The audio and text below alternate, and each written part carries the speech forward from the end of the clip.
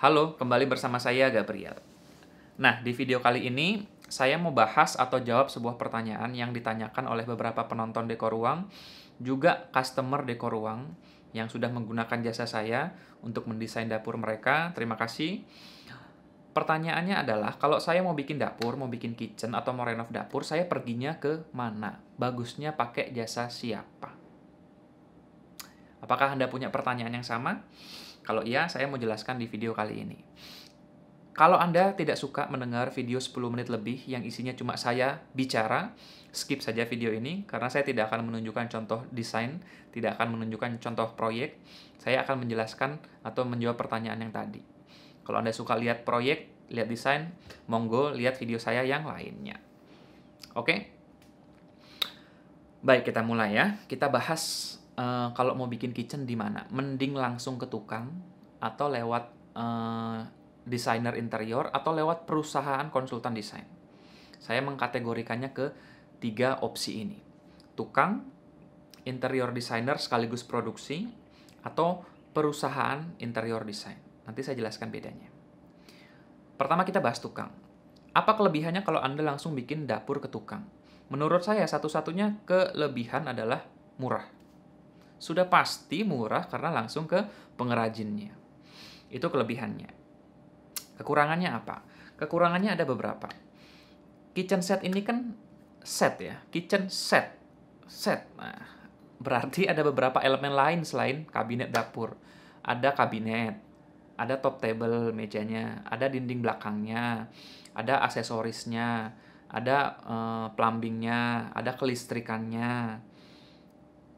Kalau sudah ada kitchen terdahulu perlu bongkarnya, perlu buang puing-puingnya, macam-macam ya. Jadi elemennya banyak. Kalau Anda langsung mau bikin kitchen ke tukang, ya berarti Anda harus siap berurusan dengan beberapa tukang sekaligus dan mengatur tahapan-tahapan siapa yang masuk duluan. Seperti itu. Misalnya Anda ketemu tukang bikin dapur kabinetnya, Anda berurusan dengan dia. Nanti masang top table misalnya granit, Anda ke tukang granit lagi. Meskipun ada saja beberapa tukang, atau mungkin banyak tukang, saya nggak tahu ya, yang bisa menyediakan sekaligus pasang granit. Tapi biasanya ini temannya yang saling dikenalkan. Seperti itu. Meskipun tidak selalu seperti ini, saya bicara secara general, karena saya kenal banyak tukang-tukang seperti ini. Oke? Lalu Anda harus install sinknya, install kompornya, install pengisap asapnya, pastikan jalur listriknya benar. Nah, ini Anda harus urus sendiri ya. Jadi, kekurangannya itu, Anda harus siap sibuk. Kekurangan lain kalau langsung ke tukang yang harus Anda pahami adalah agak susah konsultasi soal desain sebelum produksi kitchen set dimulai. Kenapa? Karena kebanyakan tukang tidak belajar desain. Sesimpel itu.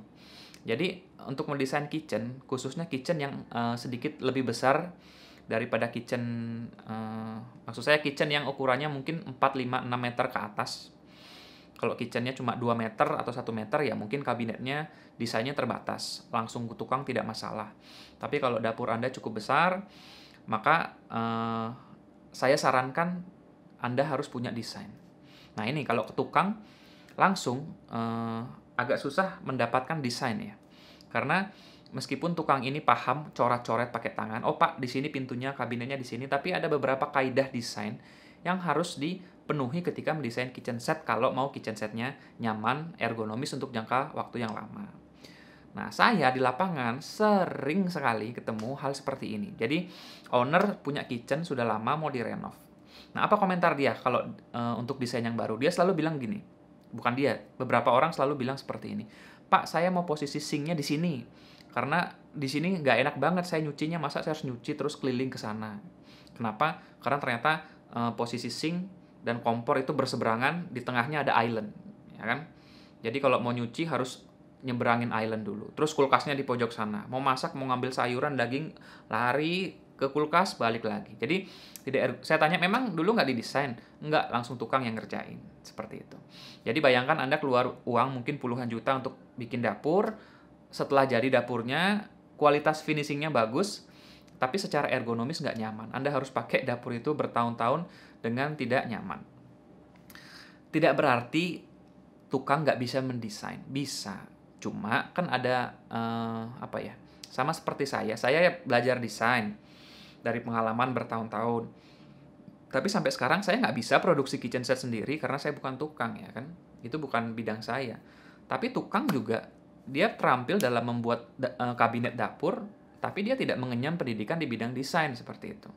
Makanya dua-duanya harus kerja sama. Nah, kalau Anda langsung ke tukang, proses desain ini yang biasanya akan diabaikan. Kalaupun ada proses desain yang dalam tanda kutip seadanya. Meskipun tidak selalu.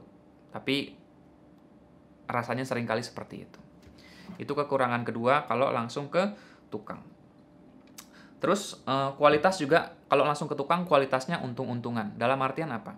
Banyak tukang bagus di Indonesia. Saya bilang banyak tukang yang bagus dan berpengalaman. Tapi banyak juga tukang yang tidak bagus. Ya.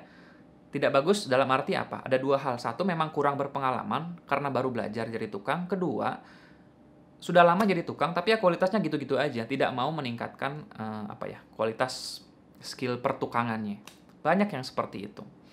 Nah, jadi kalau pas Anda apes dapat yang seperti ini, ya apes gitu kan. Jadi itu kekurangannya kalau langsung ke tukang ya. Kekurangannya tadi ya, sebentar saya lihat. Kekurangannya Anda harus siap sibuk sendiri. Kekurangannya Anda harus siap sibuk sendiri. Desain nggak bisa maksimal. Untung-untungan tukangnya oke atau tidak. Kelebihannya kalau ke tukang murah. Oke. Itu kalau ke tukang. Sekarang kita bahas bagaimana kalau ke desainer interior yang sekaligus memproduksi. Ini opsi kedua ya. Desainer interior atau desainer kitchen set yang sekaligus memproduksi. Punya gudang, punya tukang semua. Nah, ini seperti saya. Ya, saya mendesain dapur, saya sekaligus memproduksi. Apa keuntungannya kalau mendesain seperti saya? Yang pasti Anda bisa konsultasi desain. Jadi saya datang ke rumah Anda, mengukur, atau orang lain ya, kalau mungkin Anda di daerah mana saya nggak tahu, Anda ketemu orang yang adalah desainer interior sekaligus produksi, maka dia akan datang ke rumah Anda, dia akan ngukur, dia akan buatkan desain seharusnya sesuai dengan kaidah desain kitchen set ya. Misalnya posisi kompor, posisi sink, posisi kulkas yang nyaman di mana, supaya proses Anda memasak juga nyaman. Dia akan yang benar ya, desainer yang benar ini, dia akan bertanya kebiasaan masak Anda seperti apa. Apakah setiap hari masak? Kalau iya mungkin berarti top table-nya bagusnya pakai bahan ini. Atau mungkin posisi kompornya lebih bagus seperti ini. Lalu mungkin dia akan bertanya kebiasaan kita menyimpan barang bagaimana. Kalau nyimpan panci di mana, misalnya di area sini, maka lacinya misalnya disimpan di sini. Jadi banyak proses desain ya. Nah, ini keuntungannya kalau Anda ke desainer. Sehingga kalau kitchen Anda jadi nantinya seharusnya nyaman dan ergonomis ketika digunakan. Terus keuntungan kedua adalah satu sumber untuk semua kebutuhan. Nah, karena desainer interior yang sekaligus memproduksi, dia akan mengurus semuanya.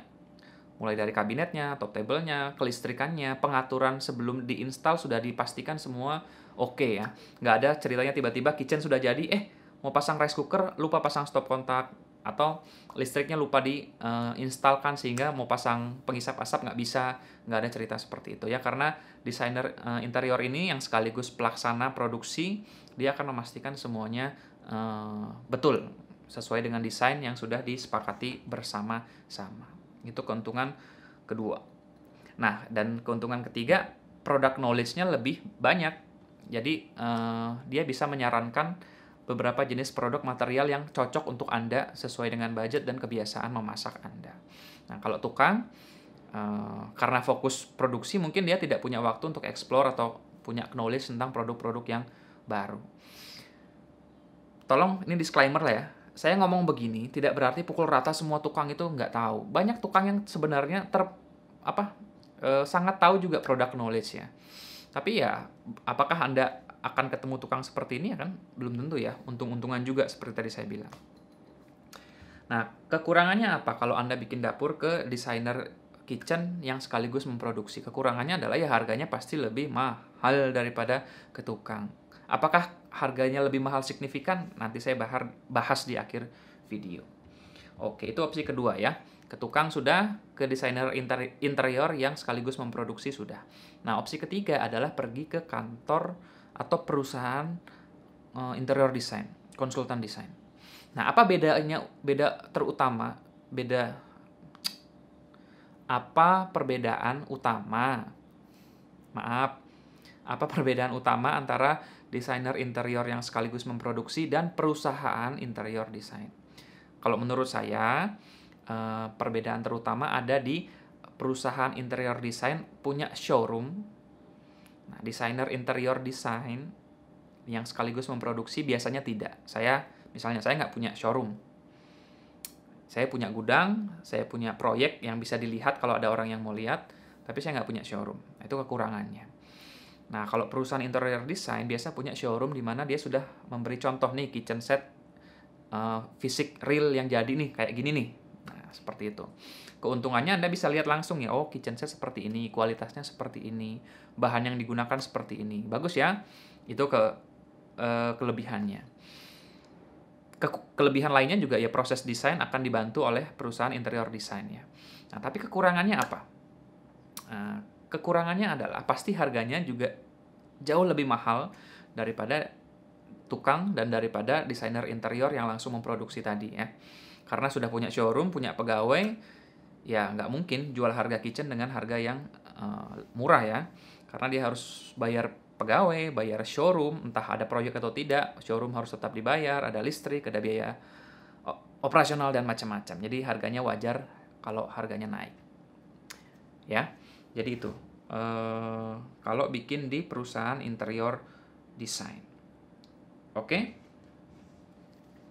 Saya sudah bahas 3 ini. Nah, sekarang saya mau kasih kesimpulannya. Dan ini insight yang bisa membantu Anda untuk memutuskan mau langsung ke tukang, mau ke interior designer yang bisa produksi, atau mau ke perusahaan interior design. Nah, kalau budget Anda bukan masalah, budget Anda unlimited, ya pilihlah ini aja, perusahaan interior design. Anda datang ke showroomnya, lihat-lihat, oh begini contohnya, minta didesain, fix, karena budget unlimited, penawaran apapun pasti masuk, bayar, kerjakan. Tapi kalau kalau Anda budgetnya unlimited, kemungkinan besar Anda nggak akan nonton video ini ya. Karena video ini berusaha membantu Anda mendapat kitchen set yang bagus dengan harga yang rasional dan masuk akal. Tapi saya banyak temui klien-klien yang sebenarnya budgetnya ada, tapi juga tidak mau yang pakai perusahaan yang over harganya. Ya. Jadi ini insight-insightnya. Pertama, silakan langsung ke tukang, asal Anda punya desain yang sudah fix. Jadi Anda bisa pakai jasa desainer lain, pastikan desainnya sesuai keinginan Anda, sesuai kebiasaan masak Anda, desainnya sudah dapat, gambar kerjanya sudah ada, kasih ke tukang. Nah, ini cara yang paling murah menurut saya. Jadi memang Anda bayar jasa desain, tapi ketika diakumulasi tetap lebih murah cara ini ya, menurut saya. Ini cara termurah. Tapi tetap Anda harus sibuk sendiri ya, ngatur-ngatur tadi tukang-tukang lain dan itu. Itu ya. Kalau kedua, kalau Anda punya dana yang bukan unlimited tapi yang masuk akal, pakailah jasa interior design yang bisa langsung produksi. Biasanya untuk kitchen, mereka seringkali menyediakan jasa desain gratis. Kalau produksi bersama mereka. Misalnya saya nih, saya kan di Bali. Kalau ada customer yang telepon saya mau bikin kitchen, saya ukur-ukur, saya kasih desain gratis. Ya kan? Gratis, cocok saya produksi, kalau enggak ya sudah, ruginya di saya. Meskipun harusnya tidak begitu, tapi karakter orang Indonesia disuruh bayar desain, ogah-ogahan, ya kan Anda tahu sendiri ya. Makanya saya sangat menghargai, saya sangat berterima kasih untuk customer dekor ruang yang membayar saya hanya untuk desain. Dan percayalah, itu sangat worth it, sangat layak. Desain itu perlu, teman-teman. Oke, itu kalau yang kedua. Nah, kalau ketiga tadi budget Anda unlimited, silakan ke perusahaan interior design. Tapi setahu saya juga perusahaan interior design, kalau Anda mau survei, mau desain di sana, biasanya mereka sudah suruh bayar kayak semacam uang deposit di sana ya. Artinya mereka nggak akan kasih desain gratis ke Anda. Survei bayar, desain bayar. Jadi nggak jadi, mereka sudah dapat uang desain Anda. Dan lumayan mahal, setahu saya beberapa tempat patoknya ya. Tapi ya terserah mereka, namanya perusahaan bebas dong. Seperti itu. Jadi, apa yang akan Anda pilih? Saya rasa dua opsi ini, tukang dan interior design yang sekaligus produksi, adalah pilihan terbaik Anda. Pilihan yang paling baik di dua ini yang mana? Kalau Anda tanya ke saya. Menurut saya ini, interior design yang adalah sekaligus produksi. Kenapa? Begini. Misalnya nih, saya kasih contoh. Misalnya ada Budi, desainer interior. Budi punya klien yang mau bikin kitchen, ya. Budi punya cari tukang yang akan mengerjakan dapurnya. Ini si tukang, ini Budi. Si tukang ngasih harga ke Budi 2 juta per meter untuk kitchen. Ini harga contoh ya, bukan harga real yang saya bilang, oh kok harga di sini beda, harga di sini beda, nggak 2 juta seperti dibilang di videonya dekor ruang. Nggak, ini contoh ya, harga fiksi. Oke. Interior designer si Budi, tukang ngasih harga 2,5 juta ke Budi. Budi karena mendesain dan mengatur semua, dia jual 2,5 juta ke customer. Ya. Jadi Budi jual 2,5 juta ke customer, si tukang jual 2 juta ke Budi. Selisih 500 antara tukang dan desainer interior. Ya, catat. Oke. Sudah selesai, klien senang, selesai. Tapi kalau si tukang ini ketemu klien lain yang adalah end user, ya, adalah orang klien langsung yang mau bikin dapur, apakah Budi akan menjual, si tukang akan menjual kabinetnya 2 juta per meter? Belum tentu, teman-teman. Karena Budi juga tahu pasaran, maka dia juga akan menjualnya dengan harga mungkin 2,5 juta ke customer langsung. Mungkin sedikit lebih rendah, mungkin 2,3 juta, 2,4 juta. Tapi tidak akan langsung harga tukang. Nah, kenapa tukang memberi harga 2 juta kepada Budi? Karena tukang tahu Budi jual lagi, dan tukang berharap Budi akan kasih proyek berkelanjutan. Ya. Jadi, pada dasarnya kalau tukangnya bagus hasilnya dan dia banyak dipakai orang, harga tukang langsung dan harga desainer interior yang langsung produksi selisihnya tidak terlalu jauh. Tapi keuntungan lebih banyak di desainer kalau Anda memilih langsung desainer interior yang langsung memproduksi. Kenapa? Desainnya dibantu, pengaturan semua lalu lintas proyek dibantu, mulai dari ini harus nyiapin titik listrik dulu, ngatur ke airnya dulu, kabinet ini yang masuk dulu, habis itu baru top table, akan dibantu diatur. Anda tidak terlalu bingung. Jadi meskipun sedikit mahal, Anda tidak terlalu pusing, hasil juga memuaskan. Ya, meskipun tidak semua tukang, tidak semua interior designer, tidak semua perusahaan interior design bagus. Namanya seperti semua bisnis, ada yang bagus, ada yang jelek. Maka lihat contohnya, lihat reviewnya, lihat contohnya, lihat contoh hasil pekerjaannya, dan ajak komunikasi orangnya, ya. Itu. Nah, ini udah hampir 20 menit videonya, ya. Jadi semoga Anda tidak bosan dan semoga Anda merasa terbantu untuk memutuskan. Nah, bagi Anda yang tinggal di Jakarta, saya ada rekan yang bisa mengerjakan kitchen set di sana. Dia bisa, seperti saya bilang ya, dia adalah desain interior yang bisa sekaligus memproduksi. Kalau Anda kebetulan berada di daerah Jakarta dan sekitarnya, butuh jasa desain kitchen set, silakan hubungi saya, nanti saya kasih nomor kontaknya. Anda bisa kontak-kontakan langsung. Kalau Anda di Bali, butuh jasa produksi desain kitchen set dan produksi dan desain maksudnya. Belibet, udah 20 menit ngomong. Silakan hubungi saya, nomor WA ada di bawah ini. Ya. Jadi intinya semuanya punya kelebihan dan kekurangan, mau tukang, mau interior designer yang memproduksi, mau perusahaan desain, semua plus minusnya. Jadi sesuaikan saja dengan budget Anda, sesuaikan dengan keinginan Anda, pilih yang terbaik, dan ingat jangka panjang ya. Satu tips lagi nih saya mau kasih tahu. Kalau milih vendor pembuat kitchen set, nah ini saya sering jengkel sama banyak vendor-vendor lain ya. Kenapa jengkel? Orang bikin kitchen set di vendor A, ada masalah, nelfonnya ke saya. Karena dapat nomor di internet. Nah, ayo coba. Jadi kalau Anda cari vendor pembuat kitchen set, mau tukang, mau perusahaan, mau interior designer tunggal, pastikan orangnya tuh enak diajak komunikasi. Maksudnya apa? Maksudnya setelah proyek selesai, orang ini masih bisa dikontak. Iya kan? Bayangin Anda sudah selesai bikin kitchen. Serah terima sudah selesai, nggak ada masalah. 2 minggu ada kebocoran. 2 minggu ada yang compel. 2 bulan kemudian ada sedikit masalah. Anda telepon orangnya yang bikin. Tidak diangkat-angkat. Kesal bukan? Nah, makanya cari yang bisa dihubungi dengan mudah. Itu penting. Kayak Anda beli mobil. Mobilnya bagus, harganya oke, kencang, irit. 2 bulan dipakai ada masalah, bengkelnya tutup. Kan kesel ya. Jadi punya kitchen interior itu Anda harus sadar ada juga yang namanya maintenance. Jadi cari vendor yang gampang dihubungi, bukan yang setelah kitchen selesai terus putus hubungan, nggak bisa dikontak lagi. Banyak yang seperti itu, di telepon takut, oh ini ada kerusakan apa lagi nih, saya disuruh servis apa lagi nih, waduh ribet nih. Banyak yang seperti itu.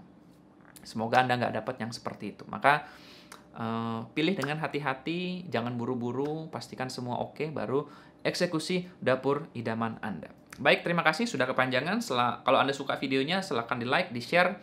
Ada pertanyaan, komen, butuh jasa desain, WhatsApp saya. Oke, sampai jumpa di video berikutnya. Salam dekor ruang.